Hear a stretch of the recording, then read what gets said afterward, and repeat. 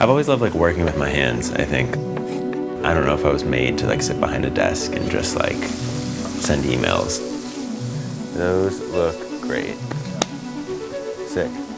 What I love so much about cooking is like, it's very transformative. Like, it's such a rewarding task. This is my great aunt's cookbook. This is her stuffed grape leaf recipe. We're gonna make it. At the end of the day or at the end of a meal, whether you made a great meal or you made a meal that you weren't happy with, I'm a happy camper. If you're passionate, you're still gonna be thinking about how to improve that thing, but it's nice that you can just like let it go, you know, and start fresh the next day.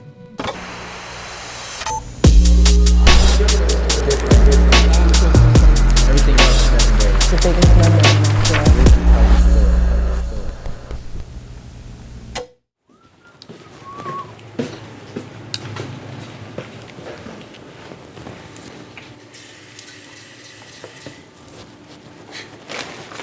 Trying to hide all of my mess. Did you design this kitchen, or was it like... No.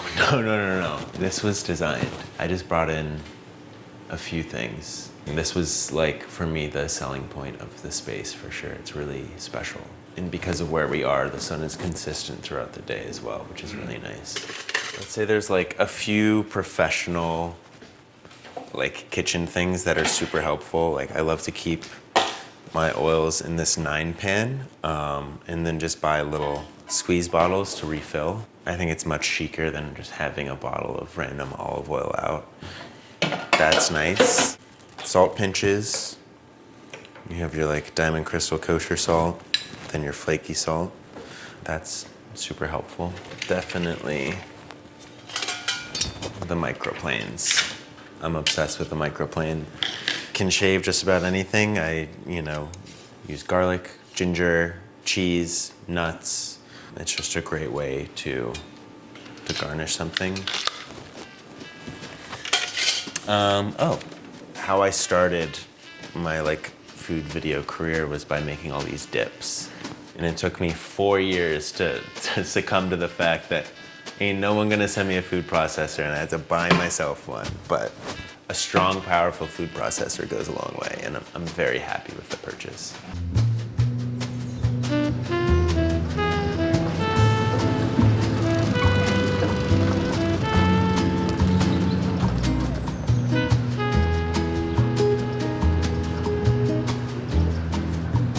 Definitely pre-pandemic, there was this huge separation between food media and creating food content online.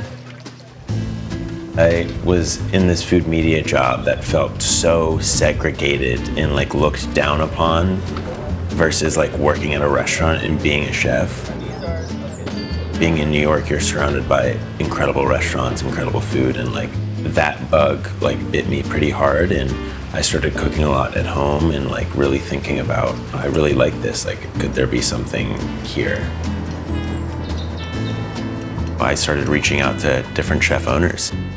Luckily, Jonah Miller at Huertas let me come in to stage.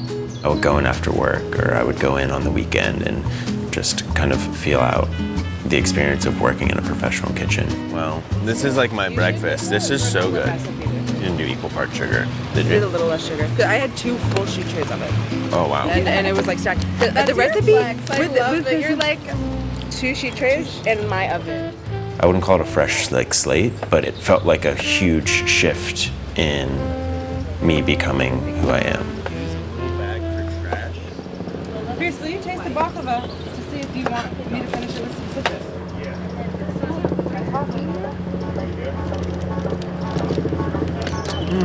Oh, it's so good. Do you want me to? No. Love that. Growing up, I was pretty picky. I didn't like a lot, and I think the older I got, I started exploring a bit more.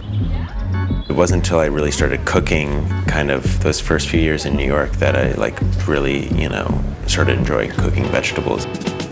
It was a creative outlet during the pandemic, and I loved the idea of like making it fun and exciting to eat plants. Let's do something with kohlrabi. This is a sugar snap bean jar. Let's grow some veggies. I think through my focus around cooking vegetables, I got more and more interested. It's like, okay, let's go to the farmer's market. Farmer's market's amazing. Maybe let's go visit a farm. Tin and I would have these calls and kind of saw this untapped opportunity doing creative projects around the earth. Earthshift started through food to make sure that the earth is a constant conversation in pop and hype culture. But we want to open that lens to art and to music and to other experiences as well. In the world of sustainability, it's like you're either 100% in or you're not. I would much rather try to find someone who may not agree with me to start eating broccoli for the first time and slowly get them to care about it in that way.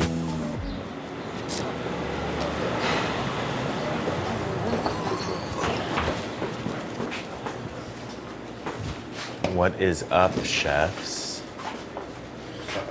How's it going? It's gonna sell out fast. You don't have that much.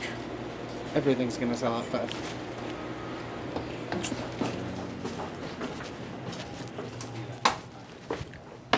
Hi. Everything's done besides what, tomatoes being cut? And just starting to roll the cheese, or the grilled cheese? I'm not a fine dining cook in any ways. I don't aspire to be. Get in there. It's gonna be a lot of high piles today. Abundance. One of the reasons why I still do pop-ups all the time is because I know every time I do it, I'm gonna learn so much. I mean, ideally, yeah, we just raise this up and they're low and slow. And then after they get some color, we want some oil on there and some salt. Yeah, this is like perfect, but just slow caramelization. Oh yeah. Typically the events that I do are like a la carte, so that means like doing a lot and it being very fast paced. So the pickup times on these dishes need to be quick.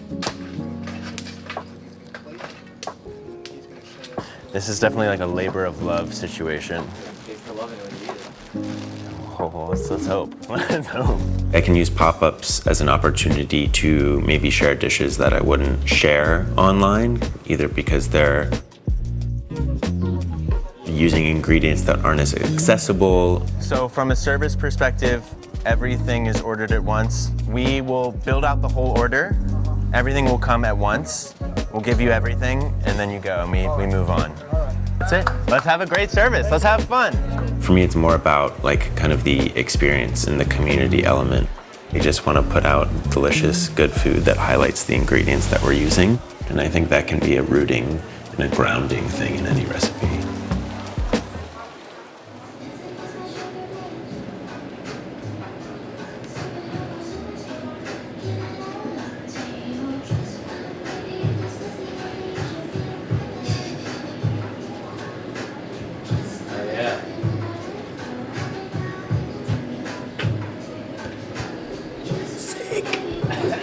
We were here. And we're here right now.